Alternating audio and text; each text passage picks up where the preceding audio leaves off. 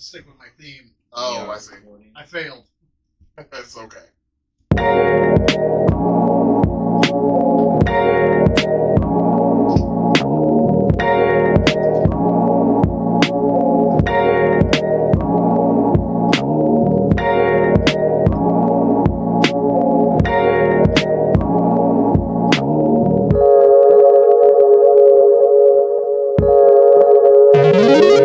Welcome to Acquired Taste Podcast. We are back. It's your boy Dirty D. It's your boy Tech Daddy. Zoinks. Oh, the Scooby-Doo. Yep. The Scoober. the Scoober-Doo. If you would have did it in the Scooby-Doo voice, then I would have been like, Scooby-Doo doesn't say Zoinks, though. The Shaggy. Yeah. but he's, well, yeah, you're right. Yes. But in the Shaggy voice, But if you I did the guess, I see what you're saying. I can't do that. I mean, I can do a rut row. Mm-hmm. I can do that way easier than I can do a Shaggy Zoinks. Yeah. Yeah, you're the drug use you've had in life isn't high enough for that. No. Because One it's would say zero. negligible. Honestly, yeah. Like you would have had to do at least a couple 2-3 drugs to pull that one off, and you just ain't got it in you. You just ain't got it in you. That's fine. I mean, Anyways, DJ tried to drug me. oh god, I would have had a dead body in my house. Oh, you had chamoy with tahine, I had and you whatever. cried for 20 minutes. I had whatever was at the bottom of a fucking aquarium. Is what I had. It tastes like the bedding you put a turtle on. Jeez. Well, you also said you don't like fake peach either, so No, I do not. I do so not. there's that. Hey, you should just be happy I fucking tried on your recommendation. I'm proud of you, though. You son of a bitch. You went right for it. Well, his trust has now been betrayed. I dangled in front of him. I was like, look at it. Never again. Jeez.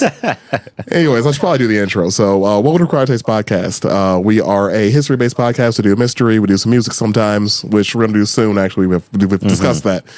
So, if you're new to the podcast, we appreciate you giving us a listen. We are going to do a little bit of banter at the beginning of the episode, and then we're going to dive into the topic. So, stick around. We'll get there. We promise. But we like to warm up a little bit, too. It just helps us out, and we're kind of funny. So, you'll be fine. If you are a returning listener, thank you for giving us another listen. We appreciate you sticking with us through all these years. I hope you're having a good day. It's hot out. Make sure you stay hydrated. I got my water and I got some tea. So, make sure you're getting your beverages in today. It's gonna be hotter tomorrow. So, stick with it. It'll be fine. Anyways, other than that, hope you're having a great day. We appreciate the help. And of course, you get the 4 kisses. There we go. Also, if you are a returning listener and you are not subscribed to us, please give us a like and subscribe. If you're a new listener and you like us, subscribe to us, follow us on social medias. And we have a YouTube channel and we have a website. So requiredtastepodcast.com. You can get us there too. So just a heads up. So, the merch store is on there now too. So check out our merch. It'll ship right to your house. It's pretty sweet. We're fully loaded now. Almost. There's actually one more page I want to add to the website. I just have to get to it. Yeah. But I want to add like a photo gallery and stuff like that. And we're doing a photo shoot soon too. Nice. So I want to add that to it as well. Nice. On top of that, we do also have a Patreon. We have not talked about it in a while. We haven't done an episode in a while. That's our bad. But Aftertaste. If you want to follow us on Patreon, we have 7 or 8 episodes on there, I think? Yeah, somewhere around. Something like that. So yeah. They get extra content. Actually, that is more of just us being us. And also a team's a bit more raunchy, I will say. Yeah, it's all banter, no history. Yeah. Well, I mean, it's our histories. Yeah, We I now, guess, yeah. we now have 2 listeners from my Tinder today. Sensational. I'm Good just job. sledding it up over here. Well, dude, I mean, before you, it was Deej, so I mean, it's fine. I mean, DJ was out there letting himself right out for our podcast, but now he's in a committed relationship. Yeah, So TikTok was wild. You could just show a little shoulder, you need You to start whores. you need to start making more of that. By the way, you haven't done a Yeah, dude, it's just like I feel so like fake doing it. It's so weird. Like I don't know. It's like I'm gonna be 36 soon, and it's like every time I try to like do it, I'm just like, you look stupid, you idiot. Look at you. Yeah, but then every woman on TikTok's like, you don't look stupid. Well, we'll see what happens. So there's that. To be But continued. we've been trying to grow our social media following. Of course, we're trying to get our listenership up, which actually has been up by a lot. So thank you for everybody that's been listening to us. For a show with the support, like I said before, it's been great. So it's been a lot. Like we're getting a lot more hits than we were the prior month, so we appreciate it. We have for sure noticed. Leave us a comment too. We haven't gotten a comment in a while, so we need. We want to hear from you. I was really surprised that there's no comment on the Battle of Hastings one.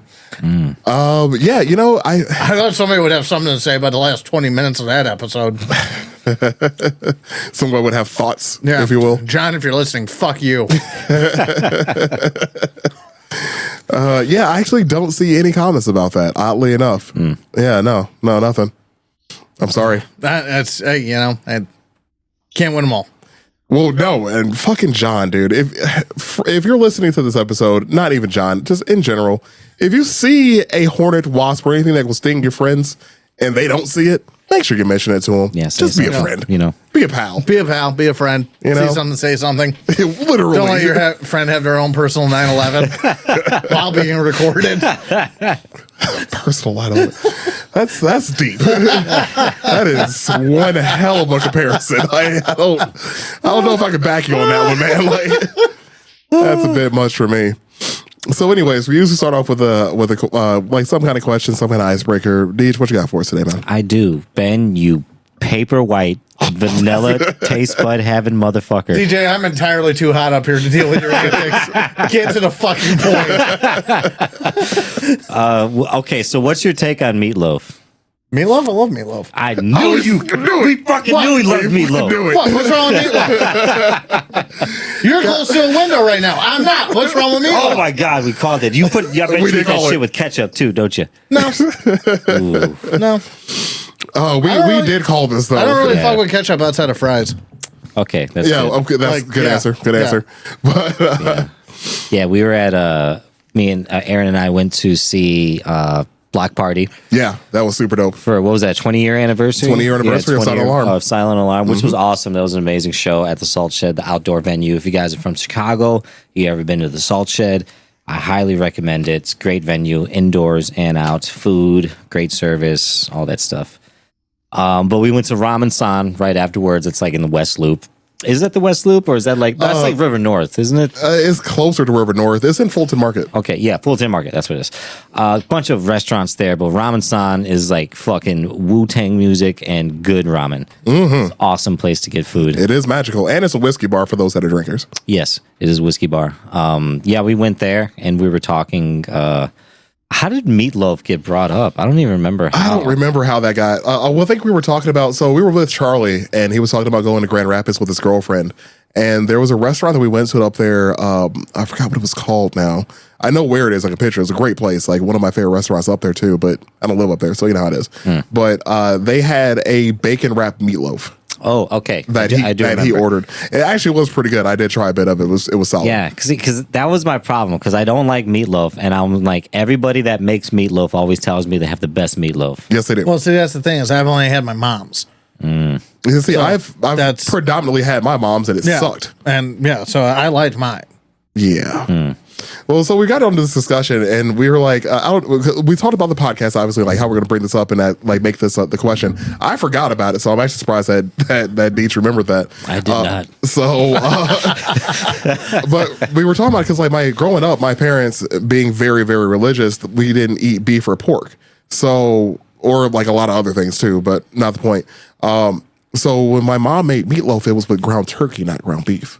Oh. But she did at least use barbecue sauce instead of ketchup. I will say, I'll give her that credit at least. But still, by comparison, listeners, how do y'all feel about meatloaf? I fucking hate turkey in anything though. I love turkey and everything else. I don't like. I use ground. Like I don't eat that much beef either. I'll eat the fuck out of steak though, but or a burger. But other than that, I use ground turkey for everything. Yeah, it's my least favorite bird. Well, they don't like you either. Yeah, that's my least favorite bird. They don't fucking like you either. Unless we're talking about all birds, then the seagull is my least favorite bird. Say, like total or just the edible ones? Edible birds. Yeah. Edible birds. All right. I do hate seagulls. The turkey's probably my least favorite. Yeah, I'll fucking right hook a seagull first chance I get. Like haymaker, a fucking Fight Night Round 2 style. Yeah. Oh, I've never ever finally officially considered a pest. Look out! You're not seeing me for 6 weeks. He'll just be in the bush. I'll be in a pile. Don't you own a ghillie suit? I may or may not. Fair enough. I don't really want to answer too many questions after the other way John fucked me over last month. And John, if you're listening again, fuck you. Oh, that's good stuff. Oh man, That's good stuff. yeah. I was looking through our comments, like because the most of the comments we have been getting have been on YouTube, and I still don't see one about that episode. Actually, I was looking back. But you know, most of the comments have been positive though. So like I said before, if you want to leave us a comment, we appreciate it. We actually do read them, so you know that'd be pretty tight. Leave us a comment. Let us know what you think about Meatloaf. Yeah, that's good. That's kind of a change because anytime I looked at the YouTube ones, just out of curiosity, pre-video, there were no comments. Oh yeah, we got we have them going back months, even. Oh, that's good. Some of them even years. Actually. Oh, okay. Oh, wow. Whenever I would look, I never saw comments. Oh yeah, dude. Well, it's all on the creator page. So like because I have the our side of the YouTube channel, it's all right here. Oh, okay, that's good. Yeah, I can go through later with you if you want to. You know. Oh yeah. Yep. Oh yeah. Yep. Yep. Yep. Mm-hmm. Yep. Yep. Yeah. Yep. That's how you know it was a good one right there. I'm just like reading back through these, like even like one going back from a year ago, like just a user, like a listener saying, "God, I don't know why I just said user." Fucking hell! I was in an interview earlier. I was like using technical terms again because we don't say like the person with the computer. No, they're a fucking user. Thanks, Tron. Anyways, They're not humans. they're not fucking users. Anyways. But yeah, like there was a Reddit post from somebody found us through a Reddit post from the Mile High podcast that told people to listen to us. Oh, wow. Oh, I remember. I love Mile High podcast. I remember that. Yeah. I remember somebody Do we know talking about them? that. No, dude, Mile High podcast has been around for a while. No kidding. It's this this couple that's married. They're from, like they just get high and tell history stories. No shit. Yeah. It's like we were getting drunk and telling history stories. Yeah. Then we stopped drinking. Well, on the podcast. I stopped drinking my podcast. You stopped drinking in general. Yeah. But, we That's should, awesome. Yeah. We should do something about No, that. yeah, because they're pretty well known. Yeah. That's dope. Well, shout out to them, actually. So I'm sorry, this is a whole year ago, but Whoops. whoops. Mile High Podcast. If you guys still listen to us, we do appreciate the shout out. Apparently, it was on a Reddit post. So. Thanks, guys. Yeah, that's dope. So thank you guys. That's really cool. And that's dope, man. A couple that just gets high and talks about history. That's fucking cool, man. Yeah, dude. I used to watch their stuff like 4 or 5 years ago. They've been around for a minute, like then. religiously, you know. Oh yeah, they've been doing it for a while. That's tight. That was how I first the Denver airport stuff is from their podcast. Oh no, That was your first exposure? Yeah, Really? yeah, I thought you knew about it before we went there. yeah. But I listened to that podcast before we went there. Oh, you did mention that actually. I remember that now. Yeah, we had a whole conversation about that. That was like what 3 years ago, I think. 2 or 3 years ago. It was a hot minute ago. We went. Yeah, it was wild. We need to go back to Denver. Mm-hmm. It's good stuff. I agree. That's good stuff out there. I mean, I don't partake, but I just enjoyed everything else about the city. It was still beautiful. The Oh, yeah, it was hiking, the city, all that stuff. The hiking was top tier. Yeah. It's good stuff out there. Anyways, so the topic for today, what we got going on? Oh yeah, this is a really good Oh, one. I'm sorry. Did we finish our discussion about meatloaf? Meatloaf sucks. Yeah, it sucks. Yeah, Okay, I cool. mean, That's yeah, about was it. there an actual icebreaker question? Or? I just want to know if you liked it or not. Oh, okay. Because me and Aaron, I already knew Aaron's answer. Yeah. Yeah. Yeah, I'm just You never, just wanted to attack me. Yeah, unprovokedly. exactly. Yeah. I weakened you with the chamoy Itahi. I took you off your fucking side. Musashi! Musashi. Fuck. Musashi again. DJ, you'd have to wake up real early and open your eyes real fucking wide man. before you Musashi me. You know what's great is like I do wake up early. I was about to say, like, you both wake up super early. I'm sure actually. we're on the same schedule. Yeah. Like, I'm about to say, like, you know what's really messed up though is like since like I've been unemployed for a little bit now, like I still wake up super early in the morning. And I forgot who I was talking to. I was talking to I forgot who it was now. I'm like, man, like it's super weird. I still wake up this early. Like I wake up earlier than I used to for my job. Just naturally, I just get up and start doing shit. And I forgot what it was. They're like, yeah, you don't wake up for something you hate anymore. So you actually like your body just wants to be up now. Yeah. Like, oh, that's right. Yeah, I just wake up, do shit around the house, and play video games all day. It's fucking great. I used to get up an hour earlier at my old job pre-COVID, and because we started at 5, and now, and I mean, I never woke up early. I always woke up with the alarm, but now I wake up an hour later than I used to, and now I'll wake up. I'll go back to bed, thank God, but I'll wake up before my old alarm would have even gone off. Yeah. This has been going on for years now. I'll just wake up and it's like 4 o'clock and like, the hell? Yeah, whatever. Go back to bed. Yeah. It's very strange. Yeah, I feel Yeah, that. it's weird. 15 years of programming too. That's true. Yeah, So- you were at that job for a while. Long time. Yeah, I keep the tech industry is fucking tumultuous, so I can't call it, man. Yeah. Anywho, I mean, okay, I wake up, do some shit around the house, apply for a few jobs, maybe take a nap, and then I play video games. But it's pretty great, though. I'm not gonna lie to you. Oh, I know. I had my year. That's right. Yeah, you were out for a year, right? A year and 2 months. Yeah, I'm trying not to make it more than like Yeah. a few Oh, months, dude, honestly. that entire job economy was bullshit. Well, dude, the tech industry right now, honestly, we're going to probably talk about this on the Patreon, so I'm going to save it. I'm going to hold that thought. Sure. So, yeah, if you want to hear more about my opinions on things, check out the Patreon. And mine. You want to hear some opinions on things. Get the gun. Glossaurus, so sending it. I brought my own. Fair enough. All right, so today, this is actually DJ's topic, man. So what's going on, dude? What do you want to... Yeah, we've talked a lot about World War II stuff. We've talked about methed out fucking Nazis. Meth Nazis, man. That's an old episode right there. That's good stuff. Privitan. Super old episode. We've talked about particular war, fucking crazy guys, British dudes with umbrellas stabbing people in the eyes. Oh yeah, that's right. That was actually our first actual episode. Yeah. If you guys want to go back to the beginning, our first actual topic episode was about the bad British lads. I believe I called it, and a dude did stab a Nazi tank driver in the eye with an umbrella. Yes, he it's did. a great time. Go back and listen to it. We talked about fucking the Japanese trying to fucking balloon bomb us. They did Well, attempt. not trying to. Well, okay, right. They done did it. Yeah, they got some. Well, and the airplane one, the one that came off the sub. That was a success. Yeah, and this was was a really cool one for me because I had no idea about it. I was just kind of like just trying to find some new stuff that was new to me. And this particular group was called the Ghost Army, and probably actually, yeah, the most nonviolent part of World War II. You know, I think, in my opinion. You know, I mean, they delayed the violence. yeah. Well, I don't even think they fired a bullet. Well, they had a security component. I don't know if they ever fired a bullet, but they had a security, cordon, to protect them while they're doing their job. Oh, well, yeah. And everything. So I very, very well could have. I don't know. You could be right. Yeah. But I'm just saying, they weren't just out there with their record players and fun inflatables. Yeah. So during World War II, as America is now pressing into Europe, they're looking for new tactics to kind of distract the enemy. And this is fucking warfare. There's going to be new ways to try to fight battles. And this was something they kind of got from British deception tactics. So they basically started this whole battalion that was going to be consistent of sound engineers, actors, artists, and they were basically going to be a decoy squad. They were going to be meant to distract the enemy. They weren't actually there to be in battle or anything like that. So now you had mentioned that they were trying to they got this tactic from the British, you said?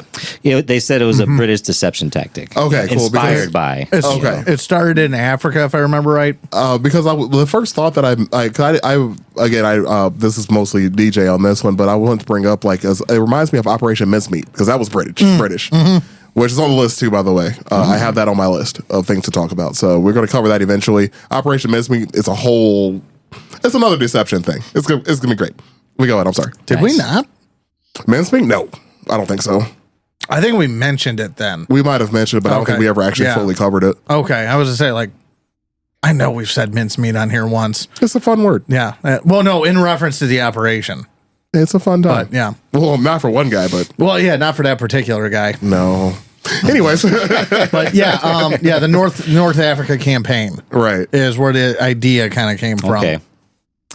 So in 1943, going into 1944, the U.S. formed the 23rd Headquarters Special Troops, and this was going to be in quote unquote elite 1,100 man group comprised of, as we said, sound engineers, designers, actors, people from Hollywood. They were reaching into Philadelphia, New York colleges, going into bars, recruiting people, because they didn't want soldiers. They wanted people to create a concept, a background, and they did a lot of really, really crazy stuff. You could break down all of this into like 3 major groups. They had a camouflage unit that had its own responsibilities. They had a sonic unit that had its own responsibilities. And then they had a radar unit, a radio unit. Mm-hmm. And they all had different tactics, and everybody had, different roles to play. But barely any of them were soldiers.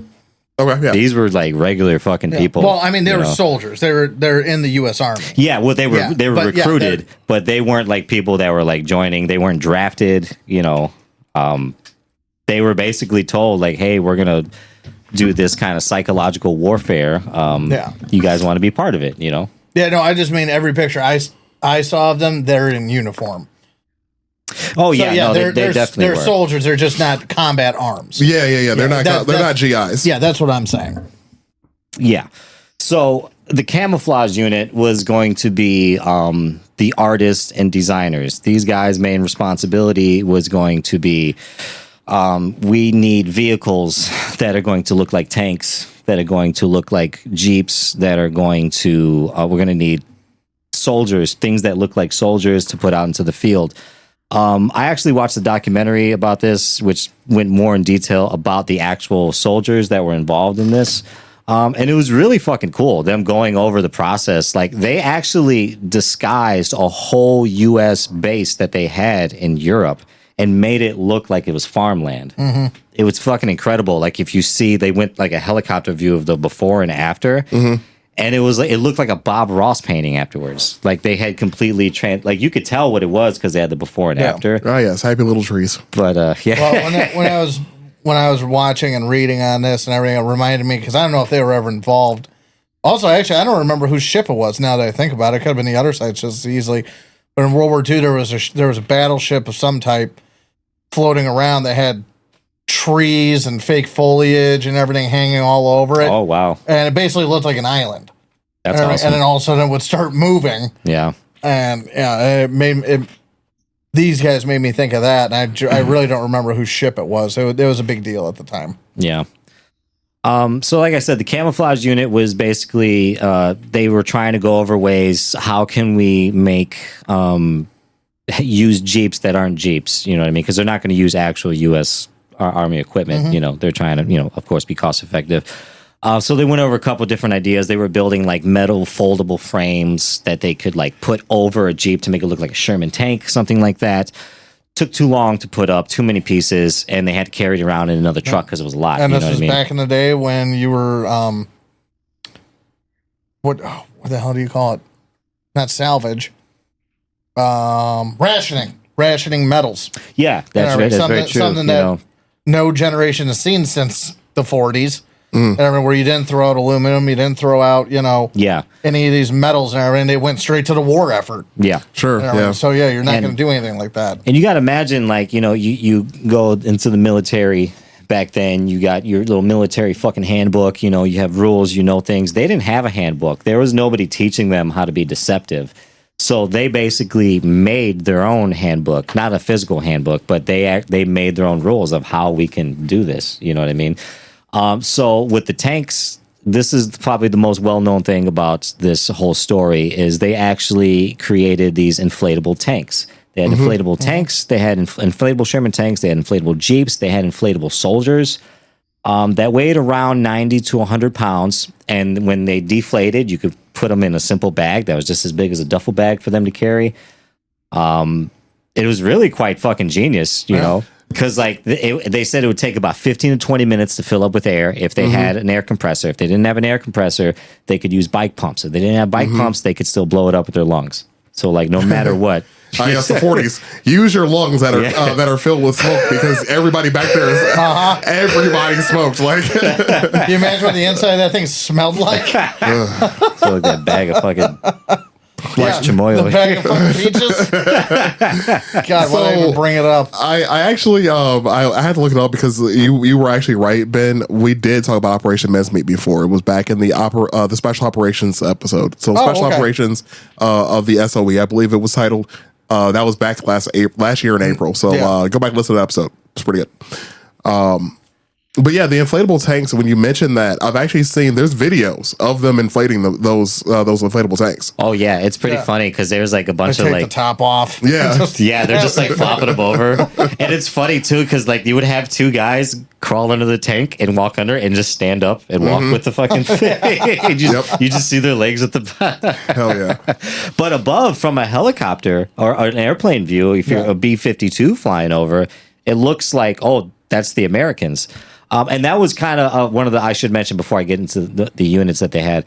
These soldiers were, like I said, were kind of like unaware of exactly what's going on. They know they're here to do deception. But when it came down to it, they were like, so you mean to tell us we're going to go out there to purposely get attention drawn to us so they can fire at us and try to kill us? And they were like, correct. Yes. No. And they did fine. it. Yeah. It's fine. He'll be fine. He'll be fine. Yeah. And really just get in position to deflect an invasion. Yeah. But these guys they were basically in the mentality that we just got signed into a suicide squad. Yeah. Like we are literally here as just distraction and It would bait. still be a better movie, You know, because than the one we got. Like I said, they found these guys at like Hollywood agencies, colleges, and bars. So like the people that they picked up at this point are like, I'm fucking expendable as fuck. Like, what? What am I doing? Here's your art major for good for once. Like, here's your fucking hippie. Here's your balloon tank. The irony in World War II. Right. Here's your balloon gun. Here's your balloon soldier. Yeah, now go fuck off in that direction. Good luck.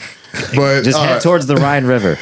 Do you know how many inflatable ladies they made as a gag? Oh god, You know, the whole industry. I should say, I call it Gladys.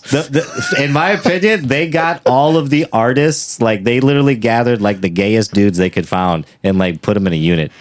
They got like a bunch of like fashion designers and like painters in the 40s and put them in this year. Well, that's who made the Nazi uniforms. That was Hugo Boss. Oh wow. Yeah. Yeah. I feel like I knew that. Yeah, it's honestly, I mean, fuck Nazis, but it's why they were so damn stylish. Oh, it's undeniable. I mean, again, Just hitting. Nazi Germany bad, but Right, of yeah, course. no, it's like fantastic uniforms. Super clean outfits. Hell yeah, clean as fuck, dude. Like, All that leather? Come on. that's The knee highs Yeah, right? Like, come on. popping at the thighs. What you mean? Come on. That's Fuck why. outta here. That's why when you're watching a movie and the villain is this like super suave and well dressed person, you fucking believe it because it happened in real life. Right.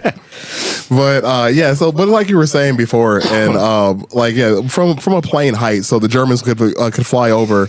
And not a B-52, but a Messerschmitt. Yeah. I was gonna let it slide. I wasn't. Thank you. Thank you. Because I know Thank you, Aaron. Fuck you, Ben. I was gonna let it slide. I said. Oh wait, yeah. He did it. Thank you, Fuck Ben. you. Fuck you. Dude, look, I'm just saying that one of our listeners is going to be like, what the fuck is this guy talking about? So, yeah, but like, We're you know, just happy DJ's here talking. honestly. So, yeah, like, pretty much, yeah, you'll have a German pilot coming over like, what's das? And then, like, das is a fucking inflatable balloon, and they have no idea. So, Yeah, and also from an altitude beyond what the guns can reach. So no matter what, they have to be at a certain ceiling, and meaning that they can't see that great. But like I can tell what the outline of a tank is. What else would it be but a tank? right, Or exactly. it's an elephant lying down. Those are the two options. Yeah. Exactly. And you know, the camouflage part of this, and this was the camouflage, I should say, is called the 603rd Camouflage Engineers. That was their official title. And I had to look you that know, up and make sure somebody wasn't fucking with me. Yeah, there's. I didn't trust that title at all. Yeah, it's like what do you mean 603rd? Like, Yeah.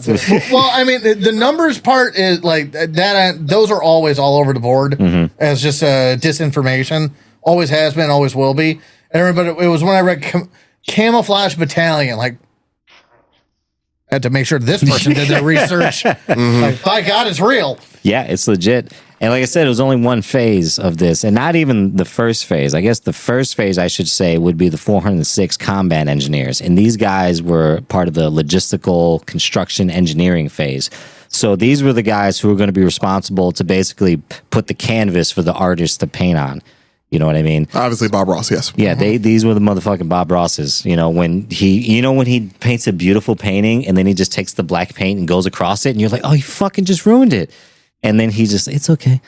Be happy. He cleans the paintbrush all crazy fast. And then he paints it and it's beautiful again. I feel like you took the wrong lesson away from all of this reading this week. He doesn't even let me get to the juicy part. No, this is what you get for your vanilla comments, you fucker. Never going to get there. But combat engineers, those were the guys basically that were going to be responsible for like, if American soldiers needed to be hidden, they were going to be the ones who were going to design the area to look like they weren't there. And basically set the stage for anywhere they were going to be doing deception. You know what I mean? I would say, or vice versa, too. Yeah, right? yeah, exactly. Yeah, vice versa. Kind of the boring part of this whole ordeal, you know. But they are like the base of this whole thing. These guys actually building everything that everybody needs to play I wouldn't say part, it's really boring at all, but it's not it's not boring. They just had the fun part of war. Yeah, honestly, the easiest part. More or less, you know. Just set up and chill. You had a bounce house here the other week. You know what I'm talking about. Hey, guys, let's go jump on the tank. All right, there was a bounce house in my backyard, and there were no children here, so yeah, that's about right. that's all factual. I'm sorry. Amazing. You didn't have a bounce house. Somebody had a bounce house delivered here. It was in my backyard, Yes, though. that's what I should have said. Yep, that happened. That's amazing. I love that. Okay, so another phase of this would have been the 3132nd Sonic Company, and this was going to be responsible for audio deception, creating battle and vehicle noises. And so this was once they were across the Atlantic. Yeah, so we haven't really so to start, because and I don't know how your notes are set up, but to start, these guys were the ones that were making the Nazis believe that we were invading from Calais, or we're not from, but Pas de Calais. Yeah, we're going to invade Calais, not Normandy. And well, there's the radio transmission part, which we'll get to next. That too. Tied in. So, which is actually a separate company. Yeah. Because I guess it's comprised of 4 units. I think I said 3 earlier. Well, yeah, I meant tied into the mission, though. These guys were basically responsible for studying and getting very used to their own transmissions, U.S. transmissions of all sorts, so they could mimic them and send them out. So they would mimic vehicle noises, tank noises, so they could put themselves in an area and actually play noises as if a tank was driving through the woods. Right. And Germans could hear it and be like, over there, you know? Right. Or they would do things like, God damn it, I lost what I just did. Exactly. But no, I wasn't trying to detract. I didn't know if you were already jumping to post invasion without talking about D-Day. No, I haven't even really talked about. Okay. I'm basically just breaking down the 4 parts of how they operate. Okay, and then we can kind of get into like the missions they were actually involved in and things like that. Because it's pretty cool, because we talk about like the inflatable tanks and stuff. They do deflate. And it kind of sucks if you fucking drive up with the tank and your fucking turret's like facing the ground like a fucking elephant. Ladies do complain about that. Yes. Time comes for us all. Yeah. Okay, so that's what I was talking about. Not only were these guys responsible for creating the noises. The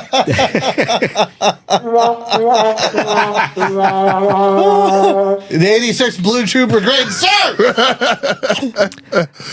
I hate those commercials. Could you imagine if they played a noise like this to like distract people like the Germans in the woods? Oh. Wait, which one am I doing here? Do the not movie one.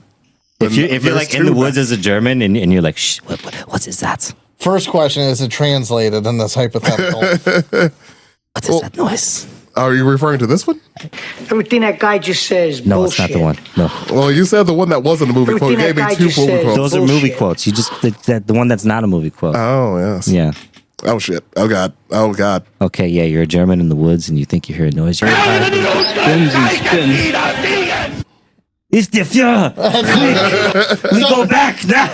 So immediately, and Aaron, you'll appreciate this.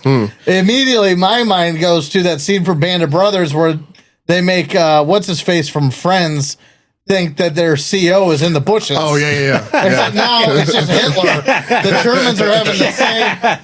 Have you seen Band of Brothers? No, I haven't. Okay, so Oh man, you're missing out. yeah, you are missing out. And there's a scene where somebody imitates him. He thinks that the commanding officer is there yelling at him to cut a fence that he's not supposed to cut. And now I'm over here thinking some some German thinks that Hitler is there pissed off at the job that they're doing. Yeah, that's exactly what I was going for. Jeez. That's the German version of Band of Brothers. They actually did make one, essentially. I forgot what it was called. I think it's on... really? It's the equivalent of that, but I think it's on like Prime Video. I'll check it out. Yeah, I'm gonna have to look up. I'll look at the name for it. Keep going. Yeah. The Armchair Historian. I don't know if you've ever seen that YouTube video or YouTube channel. I'm familiar with him. He's got a lot of good videos of the war for independence from the British perspective, D-Day from the German perspective. Yeah, stuff like that. It's really cool. Yeah, it's really cool. This unit's other responsibility, other than making these fake Hitler noises in the woods, was to be study their own radio transmissions. I found it, by the way. Hitler noises. Just if you close caption like a neo-Nazi rally, nowadays you just put it on mute, but the captions around it just says Hitler noises. Jeez. By the way, it was described as the German Band of Brothers series. It's called Generation War. It's on Prime, like I did say though. I'll have to check that out. At least the trailer, but I'll have to check that out. But yeah, I'm sorry. Carry on. Okay, so their other responsibility was to send out fake radio transmissions because apparently around 70 to 75% of the Germans' intel was from intercepted transmissions that they received. So these guys were like, okay, we'll just send out fake, transmissions to make them think, they're basically going to set up the stage every which type of way to make the Germans think we're going to head this direction, we're going to be here at this time, or we're going to sneak up around this direction. And that was just, like I said, one of the many tricks that this particular unit was in charge of. Yeah, hit them with the old bamboozle. Yep, the old flea flicker. The old flim flam. Yep. Old razzle dazzle. The quarterback sneak. Yes, the annexation of Puerto Rico.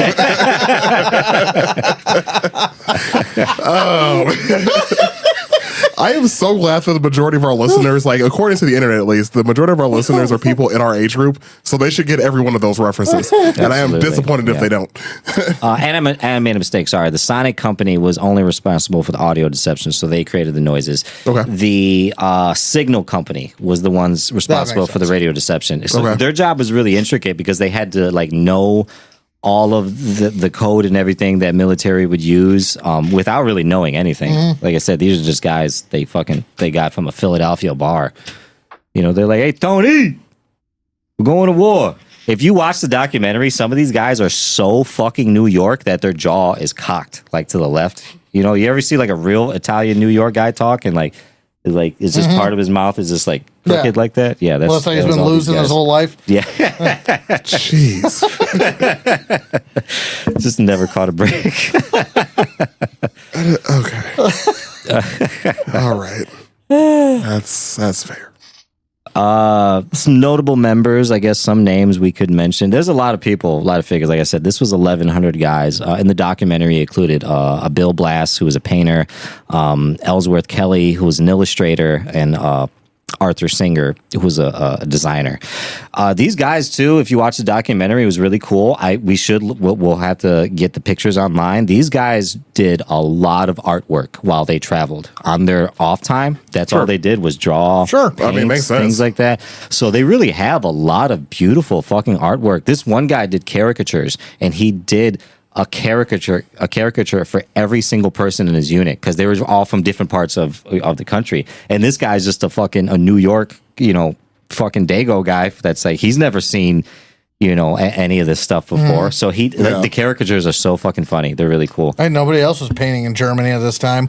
It all started because some dickhead had bad art nobody wanted. Okay, yeah, we already got into a lot of the deception tactics and things they would use. A lot of the cool things they did is they set up, this was the engineers and all that stuff, they would set up whole entire fake headquarters. They would make it seem like there was a whole ass building with a bunch of Jeeps, a bunch of tanks lined up, and there would be nobody there. So they would stage everything and set it up in an ample amount of time, and just make it seem if you were flying overhead, they're like, "Ooh, there they are," and then Says they are. So Silly Americans. now I must wonder, what are the Chinese doing with all these ghost cities? We're not covering that today. We're not fucking getting into that today. We're not even doing that. Nope. Am I right or am I right, people? Nope, we're not touching that. Not touching that. Their hackers are better than ours right now. I'm not touching that. Nope. We'll get into some of the missions these guys were involved in. We don't got to go over all of them. Sure. But they conducted a lot. They conducted about 22 missions in Europe between 1944 and 1945. Which is actually a lot. They were there indirectly during D-Day. Yeah, Operation Bodyguard. Yeah, exactly. Which I don't really know a lot about. I just recognize here and there. I can say something about it. Yeah. I have words. I have thoughts that I just Googled. Well, because I remembered there's a documentary there's so many fucking World War II documentaries. There's so many. So many. But one of the ones that I enjoyed, actually the History Channel did it back when they still did history. Amazing. What a time that we were alive. Oh, yeah. Those were the days. When man. the Learning Channel was still the Learning Channel. Channel 58, man. Fucking History Channel. And not an hour of, can this whale fit in these pants? Can it? But seriously though, I have questions. All right, so one of the documentaries that I was watching though for World War II, I watched a while ago, but it was if you have like Disney Plus or Hulu is on there, so just in case if you guys want to watch it, it's called, I think it's called Patton 360. So it covers the career of General Patton. That sounds very familiar. But it covers him from prior World War II into obviously his death.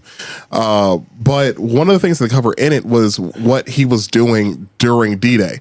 So as most people probably when they think General Patton, they think like this dude with two fucking revolvers riding on top of a tank that in the spearhead of a battle, or the flag behind him. Those are the two. Cigar in his mouth. Yeah. Two revolvers and with pearl holsters. This is the iconic image of him. But the part of his career that had like kind of a ding on it, if you will, was when he got in trouble for slapping a soldier that had a shell shock. So essentially, like there were two. I think they called it not shell shock. It was you're right, but like battlefield fatigue or soldier fatigue. There we go. Yeah, it was shell shock, but they called it soldier's fatigue. Yeah, because they still back then. Because shell shock wasn't until Vietnam. No, that actually was World War I. It was World War I. Oh, was it? Yeah. Oh, okay. From the shelling. Like that's the term, first time anybody ever really experienced round the clock. Okay. Yeah, it was barrages. Yeah. So the human brain can only take so much, essentially. Blah blah blah blah. So, but there were these two. I think it was two soldiers. I feel like one or two. I feel like one it was two. for sure. It was definitely one for sure. The second one might have been the one that pushed it over the edge. Maybe if there was a second one. I don't know. Right. It's been a while. So before D-Day happened, essentially, there were these soldiers that were in a medical tent. They looked like they were perfectly healthy. Obviously, their brains were broken.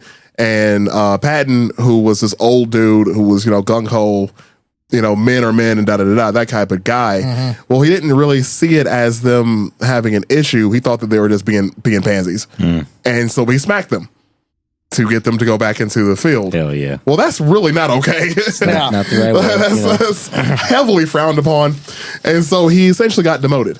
Part of his demotion involved this. So Operation Bodyguard. So I think briefly, Ben, you had touched on this when you're talking about the landing of in Calais.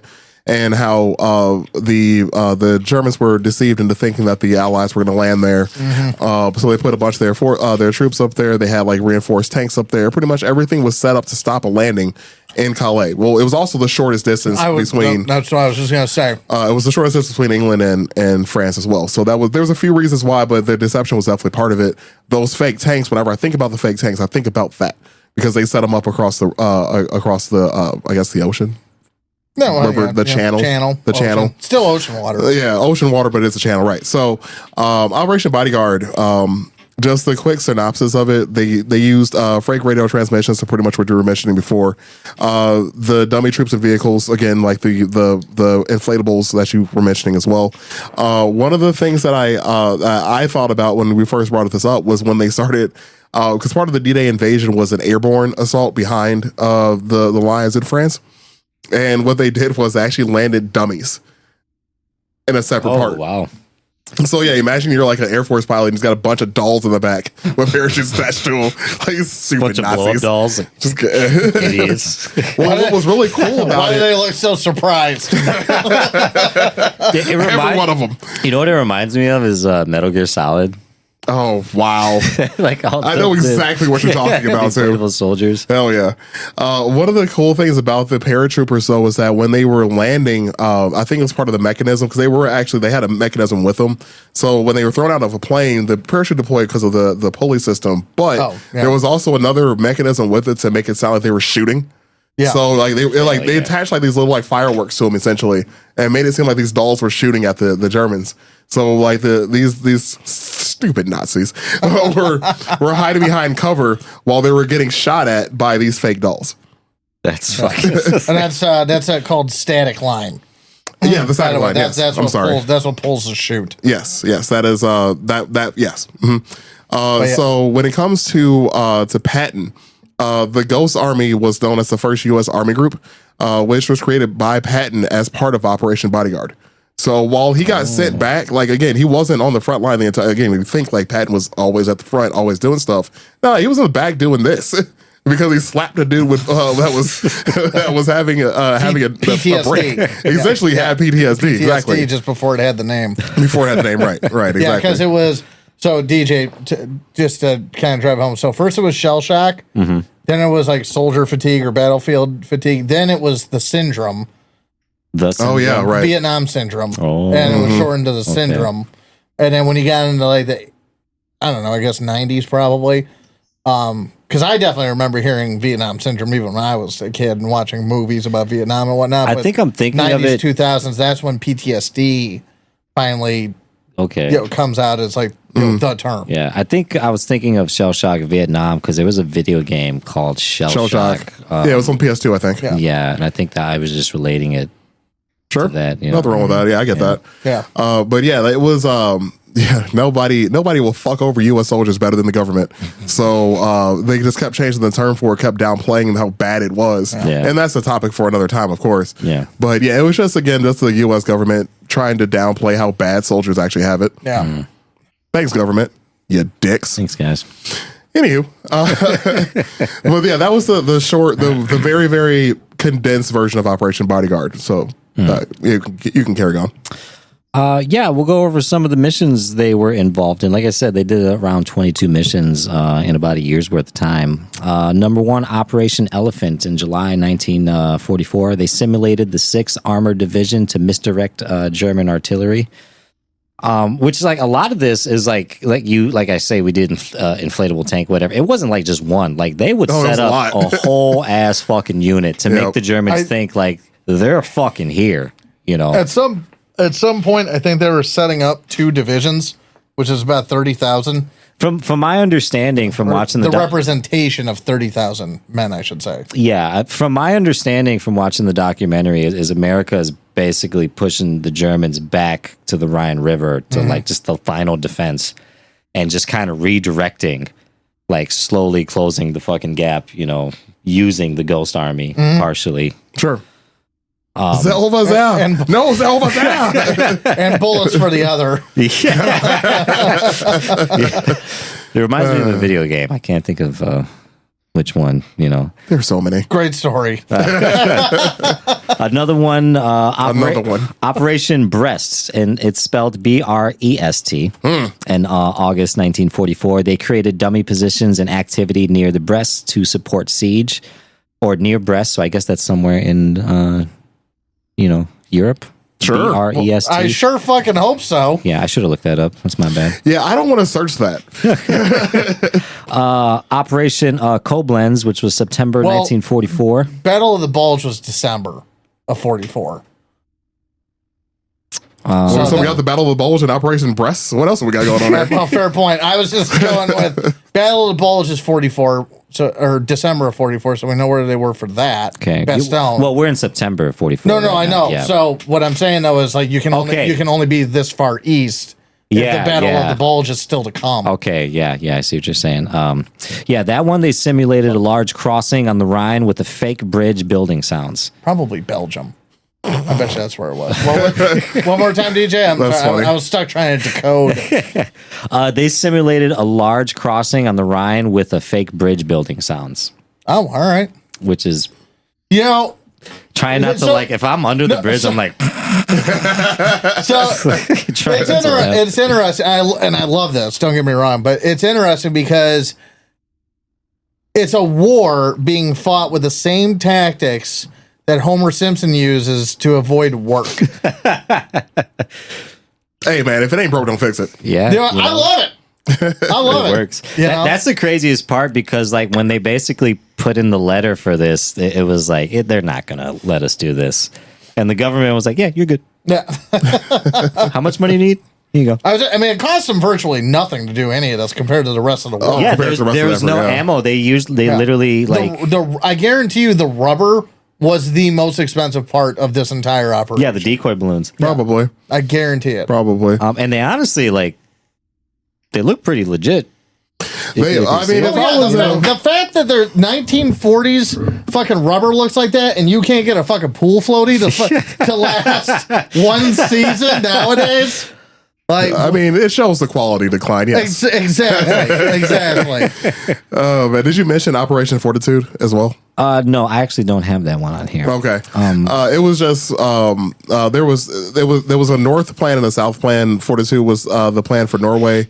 In the north, obviously Norway, very far north. And then Fortitude South was the fake invasion that I mentioned before for Pas-de-Calais. Oh, okay. So yeah, that was just part of it. Was just like a sub.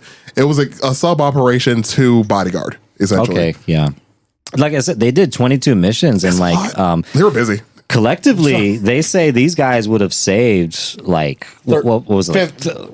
Was 30 to 50,000. Yeah, I thought it was 15 to 30,000. Oh, maybe it was 15. Yeah, I think it was 15 to 30,000 soldiers were saved directly because of these guys' actions. That's cool. Yeah, and that's great. They didn't even fire a single bullet.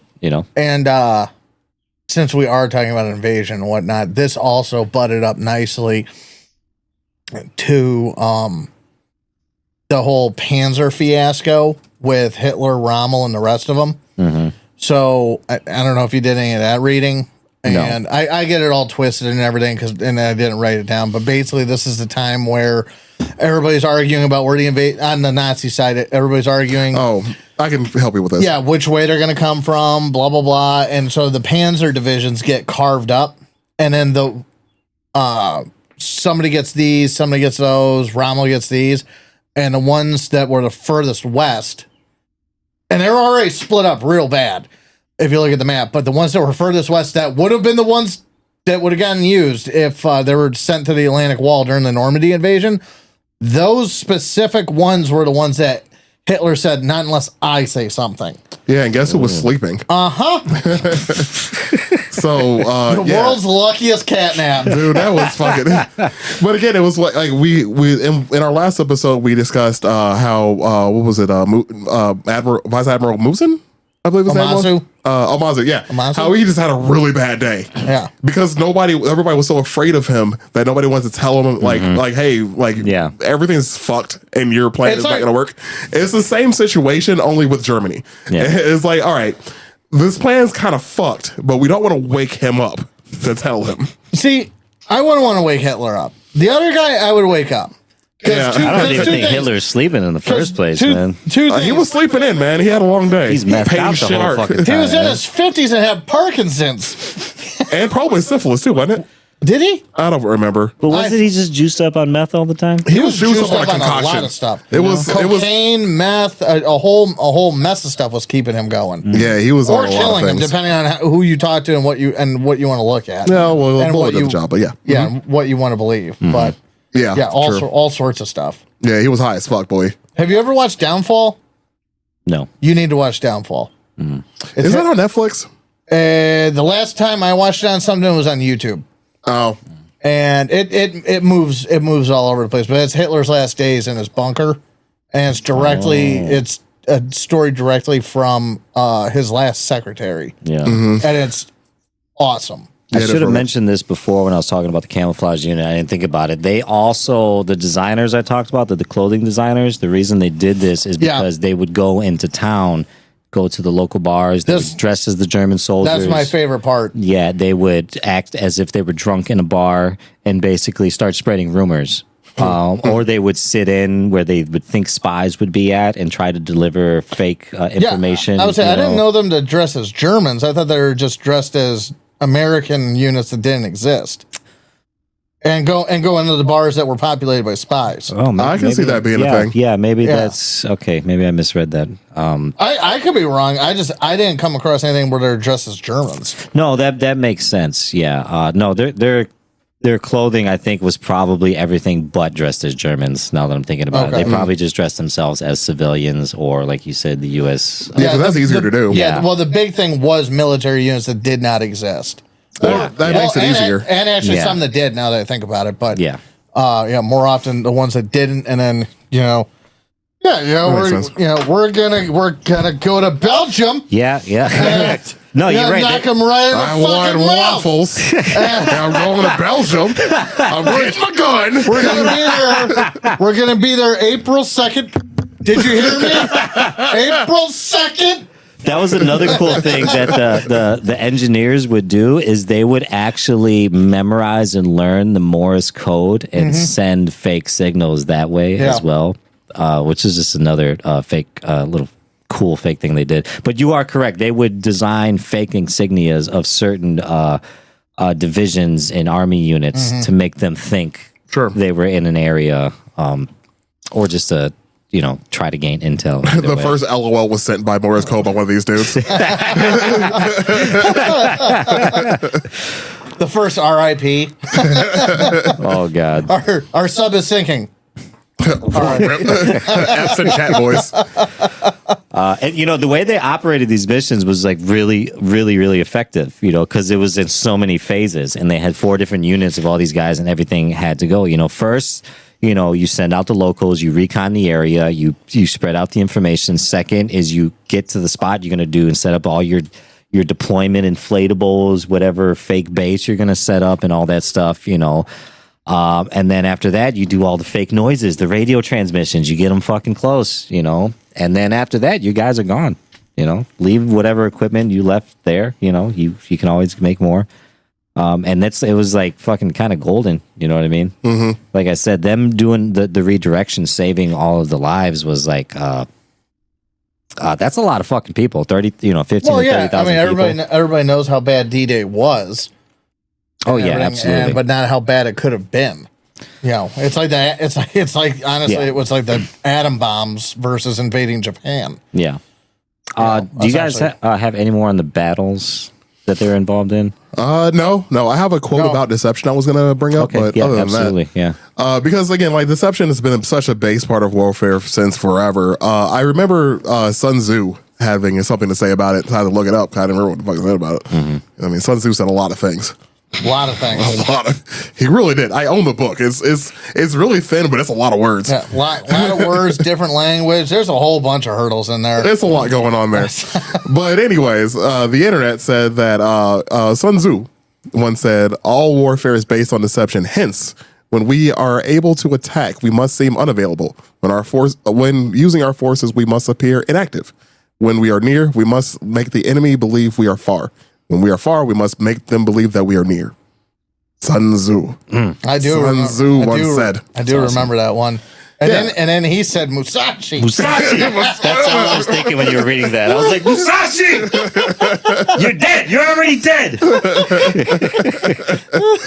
Musashi. That's how you don't get beat over the head by the fucking boat oar.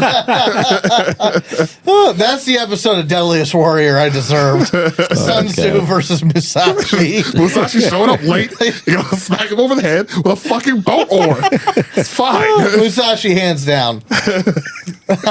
I put my money on Musashi any day over Sun Tzu. No disrespect. Yeah, but yeah, boat oar. So 1,100 soldiers responsible for saving 15,000 to 30 people. These guys didn't receive any type of recognition or awards until decades later. These guys were sworn to secrecy, basically, for after completing 40 these missions. years. Yeah. 45 years. Yeah, it wasn't until 1996 until they were actually acknowledged for the lives that they saved and everything like that. In 2013, PBS put out a documentary about it where they actually started, the documentary I was just telling you about, they actually started interviewing the soldiers and talking about like their experience there, not just the battles. Because before, like I said, everybody just knew about the inflatable tanks and that was it. And these guys opened up about the whole fucking project, how big it was and how many, moving parts were involved in this. And the fact that they were just normal guys. Imagine being like a obviously very retired German soldier and just hearing about this. Like, you son of a bitch. Are you fucking kidding me? Just like, I know I heard that thing. I know what I heard. Like, I want to say, like, the youngest guy that they interviewed by the time the documentary came out was, like, fucking 90 years old or something like that. Like, it's fucking years later, these guys weren't even talking about this. When they got that congressional medal in 2022. Yeah, in 2022. Oh, jeez. Yeah, I think there were only 3 of them surviving yet. Right. At that point. I mean, that was only 3 years ago. That's what it was. 2002, Congress gave them, of course, the Congressional Medal. 2022. A ceremony held in 2024 with surviving members and their families, which, like we said, was only like it's probably like 7 people there. It can't be many left at this point. I mean, because you can't. I don't even know how many World War II veterans are still left now. Honestly, if there's any. Unfortunate. Yeah. Yeah, it's pretty crazy. They pulled no triggers, tricked a lot of Germans. That fun part. They pulled some strings. Well, Wacky Adventures is like Hogan's Heroes all over again. It's literally like the Army, but like Pee Wee's Playhouse. Like, just imagine like the Three Stooges and shit. Yeah, that's exactly what it is. It's the Three Stooges in the fucking Army. That's all it was. Duck, dodge, and dive. Or whatever the hell their spy names were. It was duck, dodge, and something. Hey, could you imagine being like the general at that time and being like, this is not going to work. I'm going to be responsible for 1,100 dead soldiers. Man, I don't know. I don't know, because I feel like the big difference between this not even this generation, but this era and then, is the level of cynicism now versus back then, at least the way the time is portrayed, where like, oh, okay, well, you said that thing, so that's my job now. Mm-hmm. So we're just going to go do that thing, and if it fails, it fails. But, you made it my job versus over here, like, all right, fine, I'll do it. Yeah. Fuck this guy. What the hell is he talking about? Funflatable tank? What the fuck does he think he's... That would have been like the funnest thing ever, like the first time they blew up a Sherman tank. It's like, why did it... What? Oh, no. Or, Shiza. little did we know that that's actually what John's been doing in the military this entire fucking time. What would have been, honestly, what would have been kind of funny and kind of Hogan's Heroes-ish is... That was the unit that actually got a German spy in it, and he's just been poking holes in them the whole time. Been slowly patching them over the years. Oh, jeez. Oh, God. Or no, it'd be the fatherland, excuse me. Motherland was the other people we don't talk about. The Ghost Army was a cool one. I liked that one, especially because they didn't kill anybody. They simply just, made some noises. I didn't realize you were such a pacifist all of a sudden. Well, I think a lot of the times it's kind of hard to talk about World War II without talking about death. Yeah. True. Yeah. You kind of wrapped it up in the first two words. You know, World War. I was trying to find, because it's been forever since I've watched Hogan Heroes, and I was trying to remember what the German soldier always said in Hogan's Heroes. I know nothing. I know nothing. I see. I just imagine that the entire time. These guys are out there doing this. Oh man, that's good stuff. I just couldn't remember that. I don't know why. It just completely left my brain today. That's hilarious. Hell yeah. Anyways, do you have any more to add to that? Or, no, that's pretty much it. This was a short and sweet one. Because, like I said, they weren't really, involved in anything crazy directly. I mean, I'm about to say they were definitely part of some things that were. Yeah, I mean, their whole thing was crazy, but honestly, it's misdirection, Decepticon. Decepticon. Could you imagine that though? Like you're a German and you're like, there goes those fucking Americans right there, and then you just see the tank rise up in the legs, and guys just like fucking the Looney Tunes noise, the legs move. The Wile E. Coyote, moving a tank. Exactly. That's good stuff. Mm-hmm. But yeah, that was a good one. That was a good one. So yeah, I'm gonna wrap it up then. Mm-hmm. Anyways, if you guys made it this far in the episode, we appreciate it. We appreciate the support as always. Please give us a like and share. Make sure you rate us on whatever you're listening to us on too. That does help a lot. We're at a 4.9 back on Spotify now, so that's pretty tight. Solid. But yeah, more people that vote for us, the better off we're going to be in the algorithm. We do appreciate it. Again, give us a like, give us a follow. Check out the website, requiredtastepodcast.com. We have pretty much everything you would need there. Yeah, give us an email, give us a message, leave us a comment. We would love to hear from you all. Other than that, I thank you, and y'all be cool. Thanks, guys.